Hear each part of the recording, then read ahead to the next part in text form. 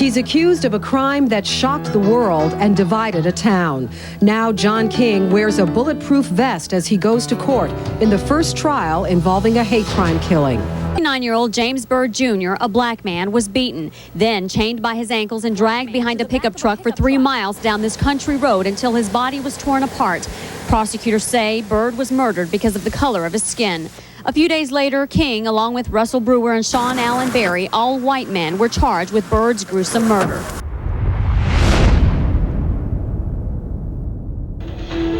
A 49-year-old father is murdered in a shocking crime. Police say he was tied to a truck and dragged until he died in a hate crime killing.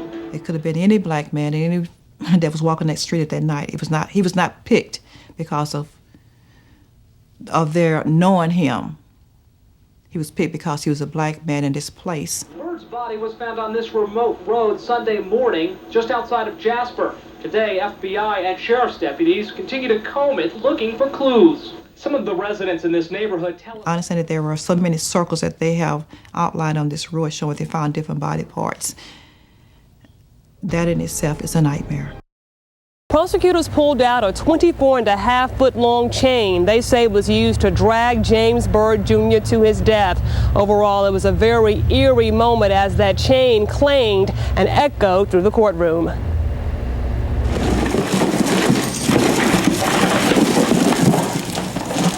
It is the chain authorities say was used to tie up and murder James Byrd Jr. It is a gut-wrenching display for family members seated in court. It was really tough, yes. I did everything I can just to sit there, really. John William King appeared emotionless in court as the chain was displayed.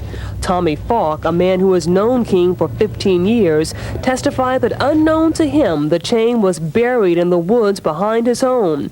A second suspect, still awaiting trial, Sean Berry, led authorities to the chain the day after Byrd was murdered.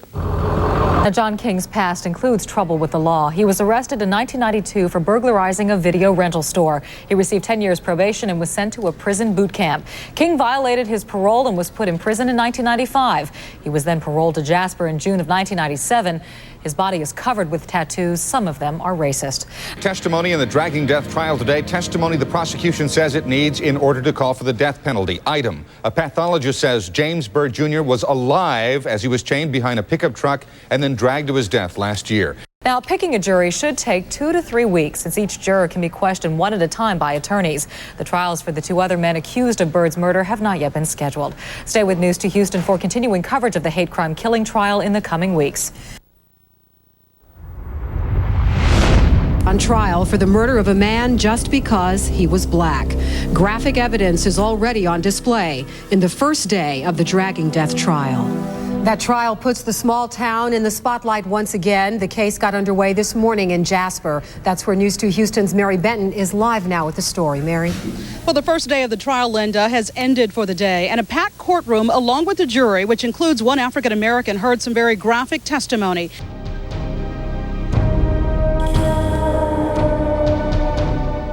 I also came to find out later that they had spray painted my brother's face with black paint. That was the supreme insult. To me, that sends the message that in case you didn't know that we did it because he's a black man, we're giving you another message. We're spray painting his face black to let you know that we're doing it because he was a black man. Tensions are already high after the first full day of testimony. The jury heard disturbing details about the dragging death of James Byrd, and they saw grisly pictures of his dismembered body. There are new concerns amidst reports that members of the new Black Panther Party plan to gather in Jasper Wednesday. Well, Mike and Anna, today was very detailed and very gruesome. The DA here describing how the blood from the victim was found on the suspect's shoes. Also today, some very graphic photos were shown to the jury, photos that reportedly show the massive trauma that the victim's body suffered. Overall, a very powerful first day of testimony.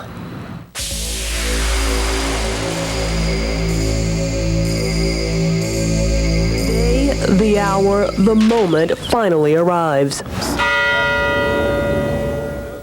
This family's sadness and heartache is visible on their faces. In court, for the first time, they hear detailed accounts of how their loved one was brutally murdered. It was an emotional turmoil.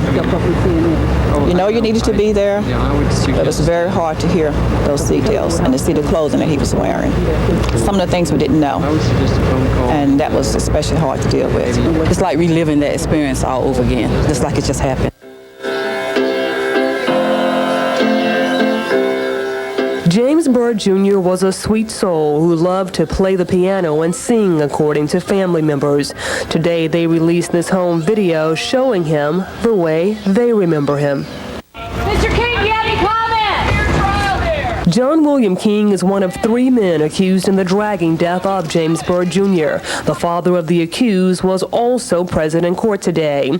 Also today, prosecutors offered more insight into the personality of the accused by presenting these letters allegedly written by King. The racist N-word appears a number of times.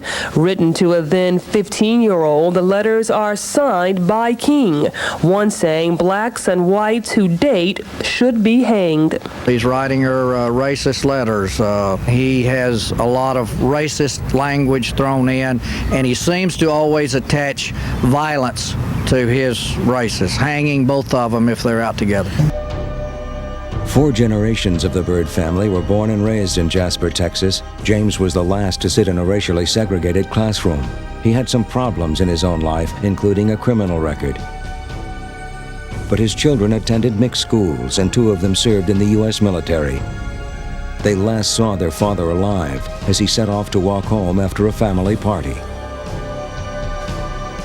The exact details of the murder will emerge in the trial, but according to affidavits filed in court by the police, the journey to his death began near Martin Luther King Jr. Boulevard. It is alleged that James Byrd was picked up by 3 white men. These suspects drove him to a wooded area on the outskirts of town, where they brutally beat him.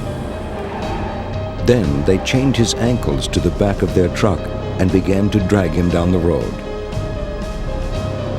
Despite the fact that the head and the right arm were torn from the body, the dragging continued.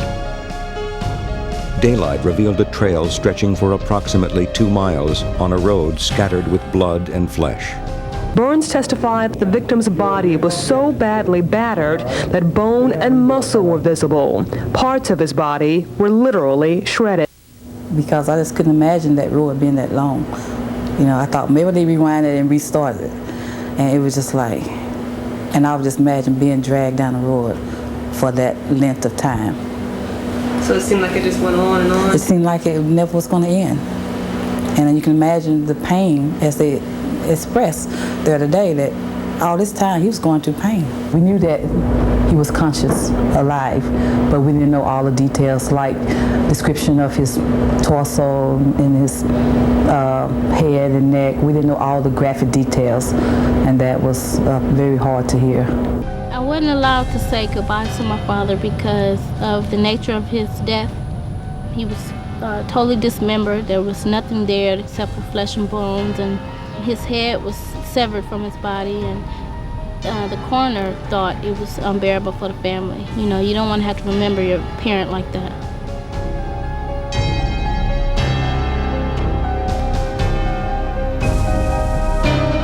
Now, King's attorneys did not make an opening statement today. They admit they believe he'll be found guilty of capital murder. So they say they prefer to focus on saving his life instead of him getting the death penalty. We're live in Jasper. I'm Mary Bitton. Made any comments to us one way or another as to how it's going. He doesn't like seeing all his writings, but he's a prolific writer. He likes to write and espouse his thoughts. As expected, security here is extremely tight. Uniformed officers arriving by the busload, then forming a safety barrier outside the courthouse. But for the family of James Byrd, it's what develops inside the courtroom that matters most. Justice, quick, swiftly, carried out.